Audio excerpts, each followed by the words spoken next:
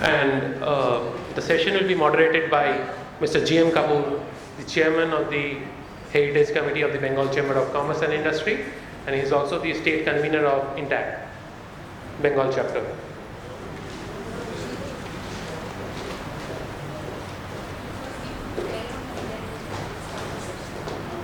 Okay.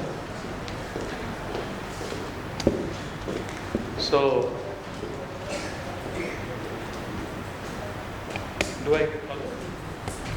So we have another kind of recognition, heritage recognition to be bestowed upon, I think, Heritage Fair Law, Heritage Hotel. Yeah. So may I request Mrs. Nimmi Oberoi to please come to the dais. This is in recognition of the excellent work which they have done in restoring the Felon Hotel, Elgin Felon Hotel, to its original glory. May I request Mrs. Oberoi, please come.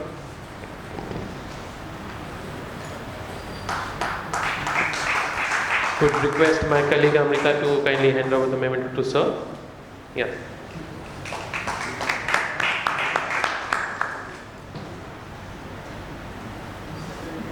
Change for it.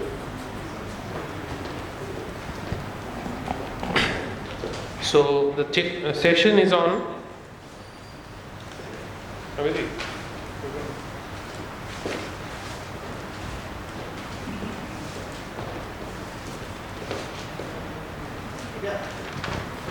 So the session is on crafts, communities and commerce, community-led heritage revival.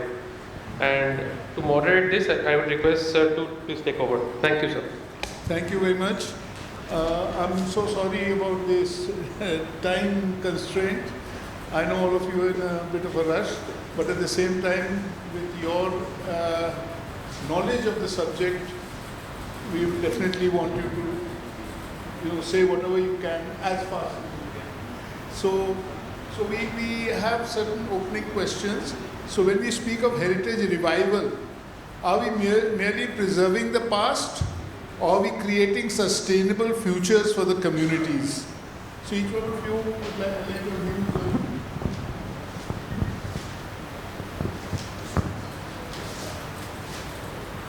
Thank you, Jane, for that question. Heritage is actually an asset for our future. And for those of us who do not know me, I'm Ananya. I have been working for last 25 years for revival of what we call living heritage embedded in our oral traditions, performing arts and crafts. And to take the heritage forward, we cannot keep it fossilized. It has to innovate. So heritage will always change. So very briefly, that's my take, that what we need is heritage sensitive innovation so that heritage is part of us, part of our lifestyle. Thank you. To start with, I would like to emphasize on firstly tangible and secondly on intangible heritage. So from heritage, what we can understand is preservation and conservation of building monuments and structures. And along with that, we have the artifacts and the artworks which form the interiors of these monuments actually. So these include textiles, wall hangings, wall paintings, porcelain work, glass work, which is very prominent and evident on all the heritage structures in India and especially on the colonial buildings of Calcutta and around West Bengal. So when we come to preserving these artifacts, so I would like to put a little more emphasis on the contemporary trends of interior designing and decoration. So there has been a lot of work in heritage preservation and conservation as a part of a subject of interior decoration. So the future of interior decoration will be fitting the past into the future. in the heritage buildings. So that is another great and a big subject of research actually.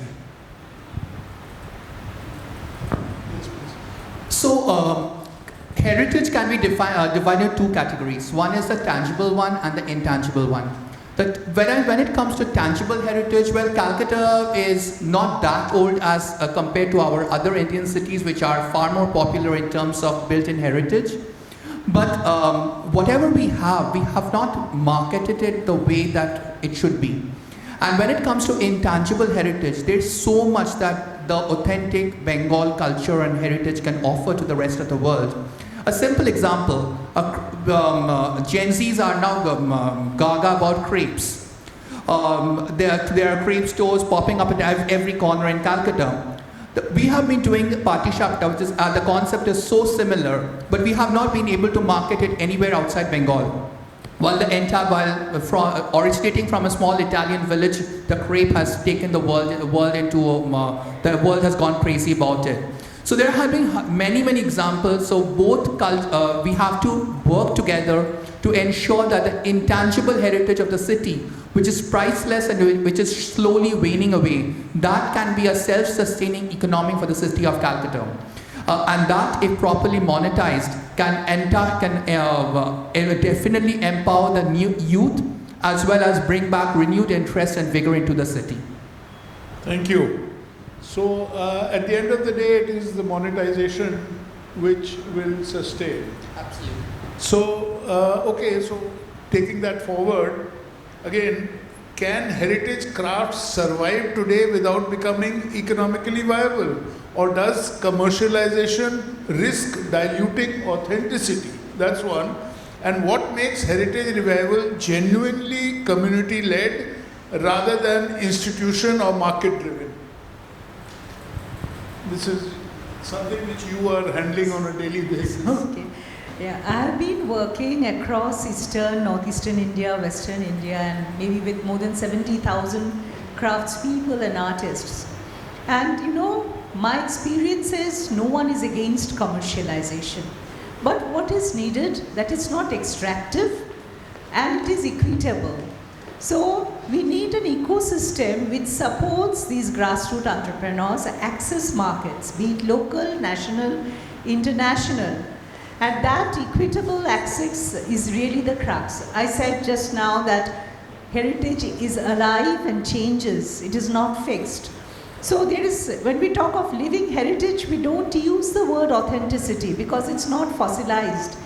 Heritage is part of our life, our daily life, and it will change. That acceptance is there. And often we do an exercise with the people that what are the attributes, what are the roots of your heritage? Say we work with Patachitra, which is a scroll painting tradition where the painters used to paint and sing. When we started in 2005, there were only 10 persons who were actively doing it, only 2 persons, Pulin and Dukusham Chitrakar, who could sing. And now, if you go to Pingla, it's a hub of 80 families, and there are Chandipur, Majramura, and 4-5 other villages who, inspired by Pingla, have now become destinations. So what commercialization has happened? They have been supported with the ecosystem where the elders could teach the young how to make color from roots of fruits, fruits, flowers, how to sing songs and how to create new songs. And these villages have become cultural tourism destinations. So there are films made on Patachitra. And that's not only the one village, even if you think of Bikna, the Dokra village, Chorida, the Chaumas village, each of these villages are thriving and there are more and more craftspeople because the commercialization has addressed tourism, which is a huge market. Today we are specifically talking of Kolkata. And I think Kolkata can really become the world craft city also, not only because we are serving the Bengal hinterland, but also we are the gateway to the eastern and northeastern India. We, in Kolkata itself, we have tremendous cultural energy. And then we have technology, which is now connecting us across the world.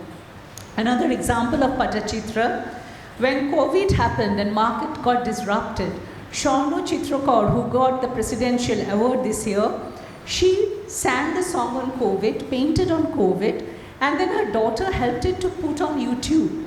And it got 1 million hits. And she inspired others to paint on Patachitra, and Shawna got commissioned from a Chennai publisher to do a book on impact of COVID using the tradition of Patachitra.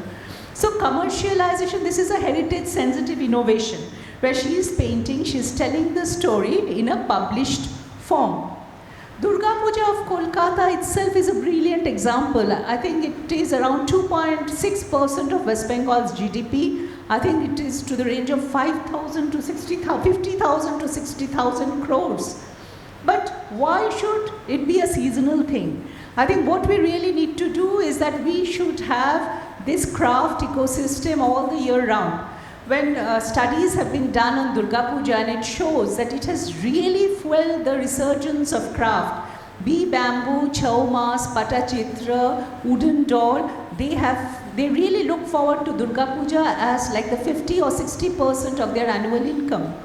Now, if Kolkata becomes really a destination with such craft tours and craft workshops, and we have technology for even distant immersions, even the Pingla village I mentioned, during COVID, they started training children across the world on making natural colors. And even today, they have laptops and they do such classes with children in Singapore and USA. So you see, the possibilities are really endless. Thank you.